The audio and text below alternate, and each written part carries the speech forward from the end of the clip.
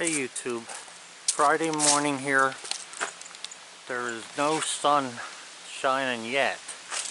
I don't know if there's going to be. It's around 9 o'clock. I said to my wife that I was going to only work on the car if it was raining out. So I want to work on this backhoe. One of the guys had mentioned about changing the injector. Let me back up here a little bit. One of the guys had mentioned the injector number 3 here is not firing for some reason, cylinder 3. So I'm going to swap an injector in here that's good and see what happens here, because I got to get this thing running. And if I have to get to the head, I need to know now so I can start getting some parts.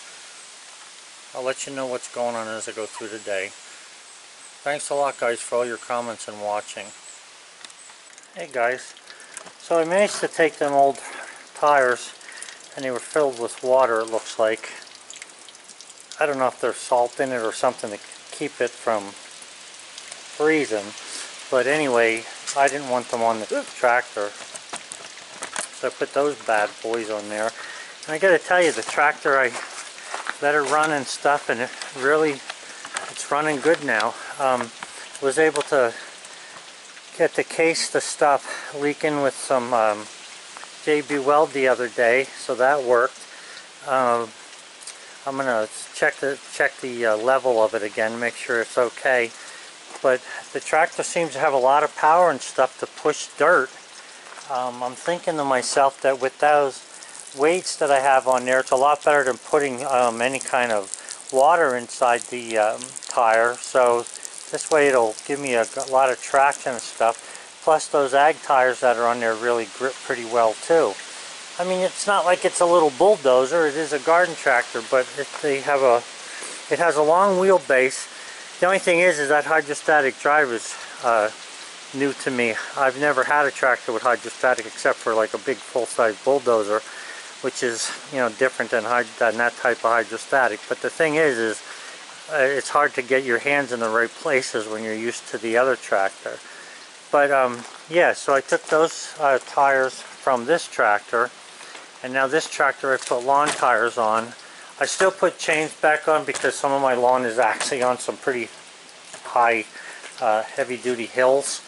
So I usually run chains all year round no matter what. So now I have a tractor to do the grass, and I have a tractor to do the snow pushing, and I don't have to change no more. Thank God for that.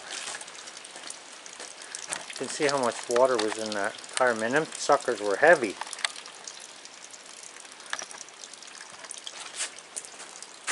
I'll start this thing up for you so you can hear it.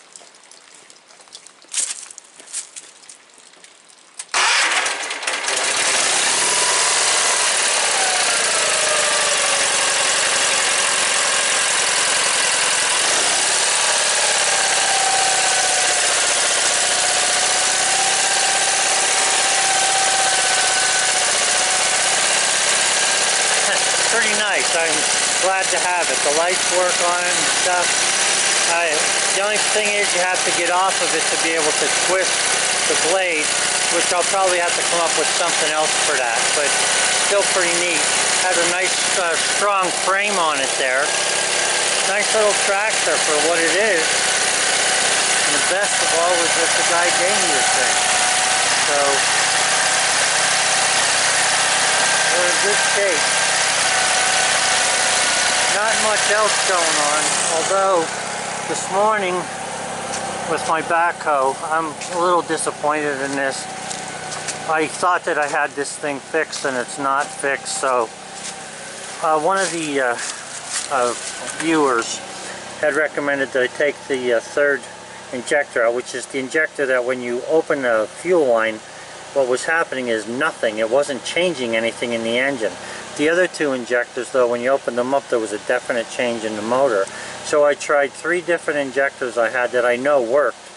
Put them in the number 3 hole and nothing. So I guess now I got to take the head off of this thing. And today is like 45 degrees, so it's starting to drop pretty quick. I hope it goes back up a little bit, just so I can get this done before it gets snow on the ground.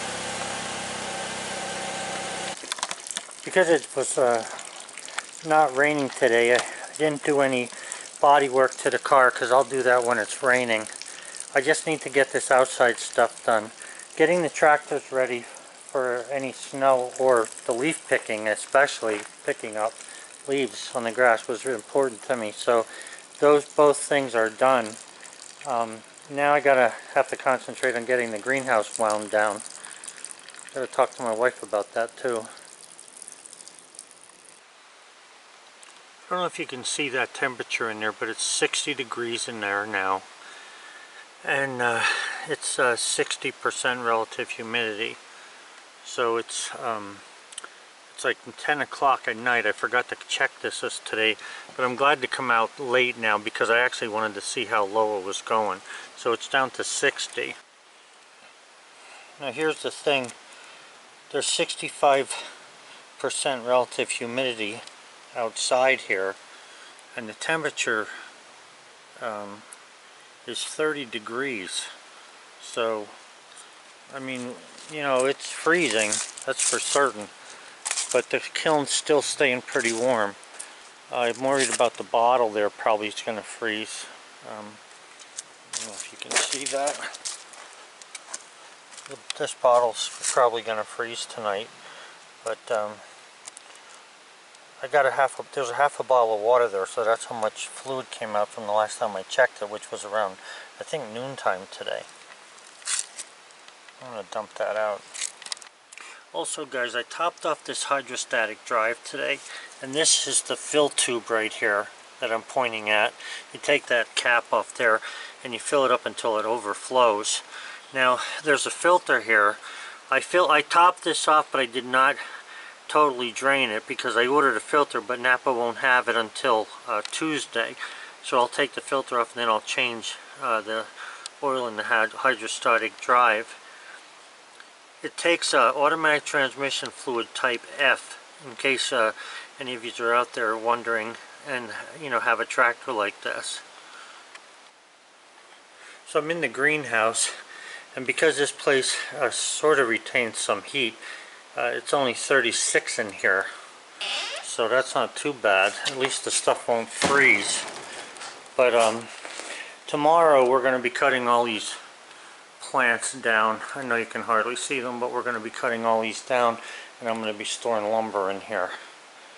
So that's our next job.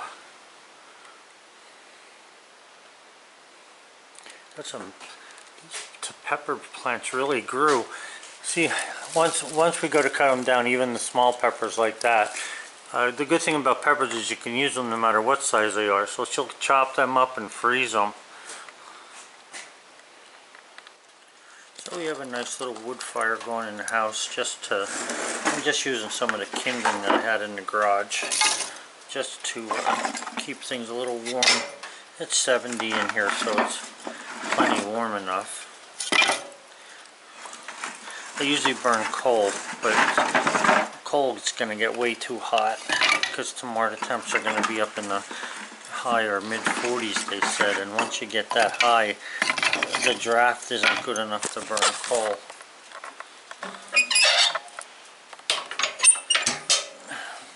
I have a Gibraltar brand coal stove. I don't know if you've ever had one, but these are the best coal stoves in my opinion that money can buy. Problem is, they don't make them anymore. So whenever I see them advertised on Craigslist, I go get one. I have 3 of them. What's good about these Gibraltar coal stoves is that the grates run from front to back, and you can see the stove's not very deep. I had stoves that ran from side to side and had a shaker over here, but they would bend from the heat.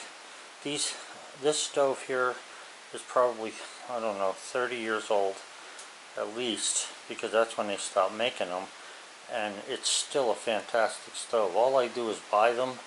I don't care what kind of condition they're in, unless they were, in a fire. But what I'll do is I'll buy them, put a new glass in them, all new fire brick, and the shakers are usually good, so I just go from there. That's just how we have this basically set up here. Stone in the back. This stove also has a blower on it, and most of the heat comes out from underneath this right here. But it does come out also in those perforations on the sides here. The trouble is the blower is a little noisy. At least to us it is, because it's so quiet here. Have a good one, guys. Hope you're nice and toasty wherever you are.